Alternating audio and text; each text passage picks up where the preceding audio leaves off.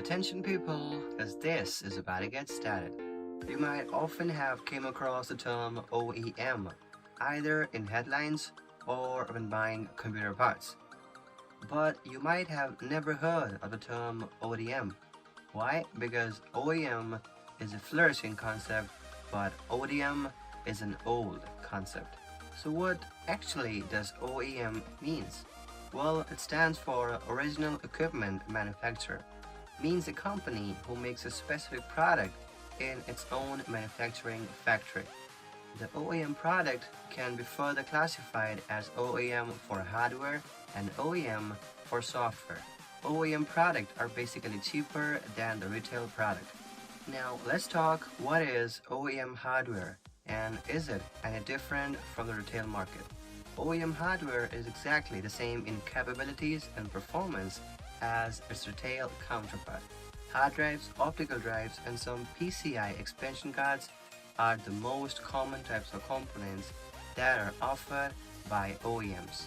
But many of the products may be offered this way in limited numbers. There may also be some restrictions on the warranty. When compared to a retail warranty, the length offered might be reduced or non-existent. This is because it's expected that the system manufacturer will provide it. Since buying an OEM parts make you the manufacturer, you may find it impossible to receive direct support. Now let's talk about OEM for software. Windows is the most common example of OEM software. When you buy the software, you're usually provided with a packaging that contains the software and a license key. Well, don't expect to receive any documentation. In fact, most OEM licensed software comes with no tech support.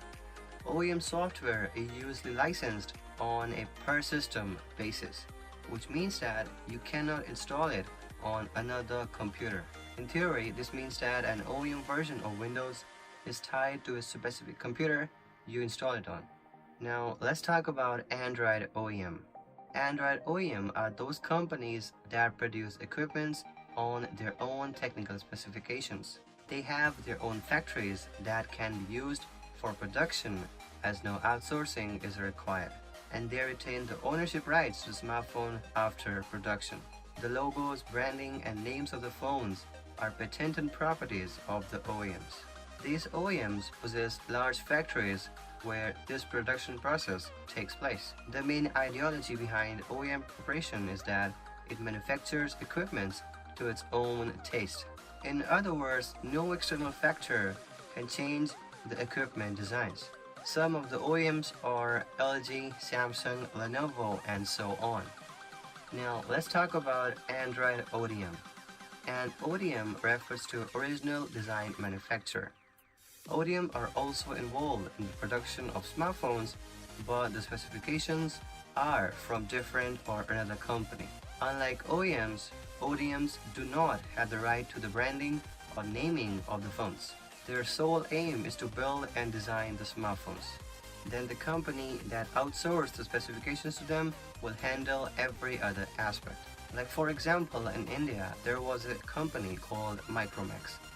They usually contacted an ODM from China to produce a specific quantity of phones, and then they usually rebranded to sell it in the Indian market. Okay, now let's sum up the topic. OEM is any company that can produce their own parts or products. It can be as small as chips or as big as phones. They need to be required to have their own production facilities. Computer companies often buy OEM hardware to make their laptops.